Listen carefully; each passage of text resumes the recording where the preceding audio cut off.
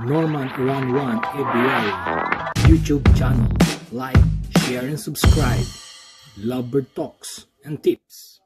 Hello, welcome again my fellow Shababikum. Welcome back to Norman Iran 1 ABL YouTube channel. At before we start, shout out kay Godright Bilas, Faiz Ahmed, Emmanuel Acosta, Fred Morga, Geraldo Cuncio, Kuya Joms TV, James Michael Salinel, Ronald Ignacio, Nihi Yuga, Yutu, Marvin Diego Tubias, Pedrek Kunes, at kay Vince Rivera. Tara mga Kashababs, magbibenta po tayo ng mga ibon nang mabawasan po yung ating mga alaga. Masyado na po silang madami, kailangan po natin ng pambili ng patuka. Ito na po yung mga ibon na pwede po nating ibenta. Back to back split pale palo po, saka normal na green split par blue, saka blue split opa mga Kashababs, saka green split opa split ino, at green opaline split ino po. Saka ito naman po yung may Alps 1 po tayo mga Kashababs. Ito naman po yung iba, bali 15 po na piraso yung ating susubukang ibenta sa palengke. Ito po, araw po ng mga alagang pets po ngayon, Sabado po, dito po sa syudad ng San Carlos, Pangasinan. Ayan po yung ating mga ibibenta mga Kashababs. 15 piraso po yan. Mura lang po yung mga normal po.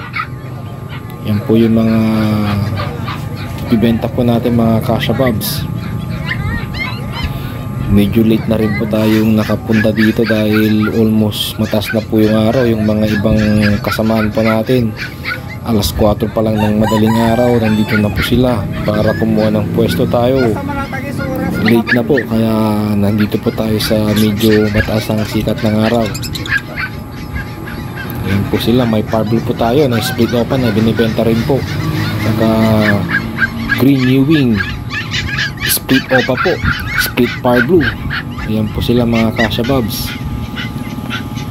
Ayan po sila. Hanggang half day lang po dito ang benta ng mga alagang hayop. Medyo nag-improvise po tayo ng ating patungan. 2 box po yan. Yung isang box, bali nilagyan ko po ng scotch tape para tumayo po. At ito, nakauwi na po tayo sa bahay. Tanong nyo kung nakapagbenta po ba ako o wala.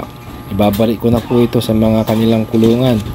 Yes po, nakapagbenta po tayo, kaso isang pares lang po mga Kashababs, dahil kaunti lang po ang namili at marami din po tayo mga kakompetensya. Bali ito po, ang nabili po yung Alps 1 po natin na pares. Sobrang init din po kasi ng araw mga Kashababs, kaya yun, ito pawisan po ako, talagang init. Ang kagandahan lang po malapit lang po tayo sa bintanang ibon.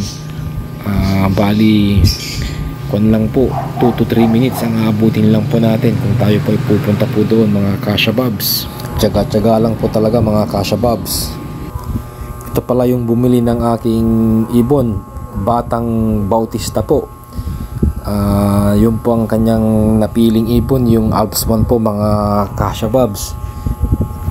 Inuporan ko po siya ng mas mura, yung 500 na kung magsisimula pa lang po siya, yung green split par blue na hen, saka blue ewing split opa. Sinabihan ko po siya na kung magsisimula ka pa lang, bilhin mo yung mura para kung sakaling makawala o mamatay, hindi ka ganyan lugi, hindi masakit sa bulsa ka ako sa kanya. Kaso nagustuhan niya po yung Alps 1 na may pulang mata, pero yung kapares niya po hindi po pulang mata. Namatay na po kasi yung pares ng may pulang mata na Lutino na Alps 1 mga Kashababs. At yung father niya po, yun, pinagbigyan niya po yung anak niya, yung gusto niya, kaya nabili din po nila yung ibon mga Kashababs sa halagang medyo mataas ng konti.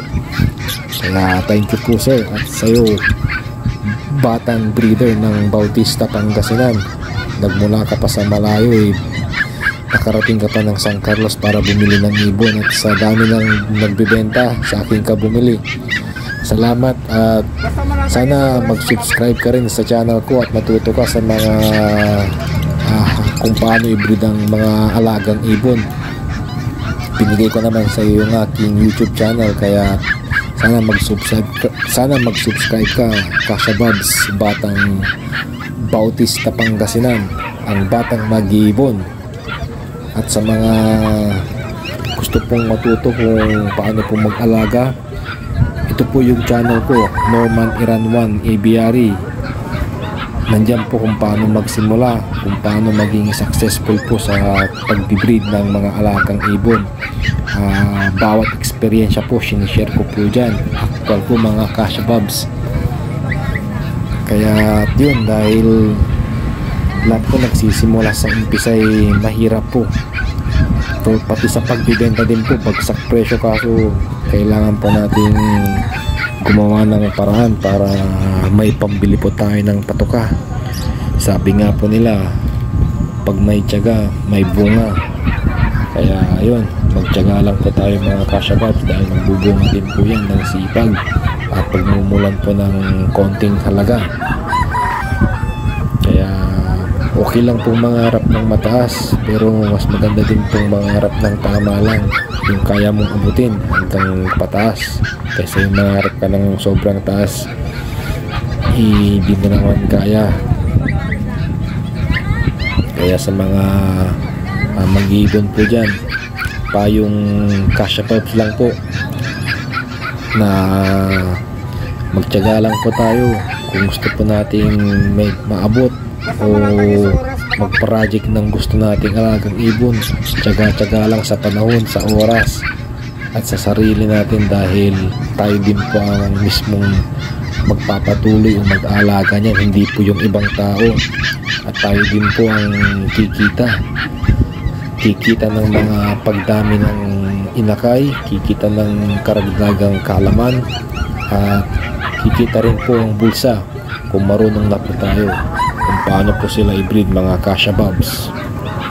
May mga ilang din pong nagtanong sa presyo ng aking mga ibon na binibenta, kaso as beginner po hindi rin po sila marunong, so kailangan din po natin silang gabayan. Kaso yun po, mas gusto po nilang bumili dun sa iba na halo-halo po yung kanilang mga ibon sa isang kulungan na nakapwesto rin po dito. Choice po nila yun mga Kasha Bobs. Pero kung sa akin naman po, kumpletong detalye po. Pag may nagtanong, sinasabi ko po lahat, kung anong edad, anong ID, kung matured na ba to, at kung banded. Yun po ang aking pamamaraan. Kaya yung bumili po sa akin, tama po yung ginawa niya, dahil complete details po yung nasabi ko sa kanya mga Kasha Bobs.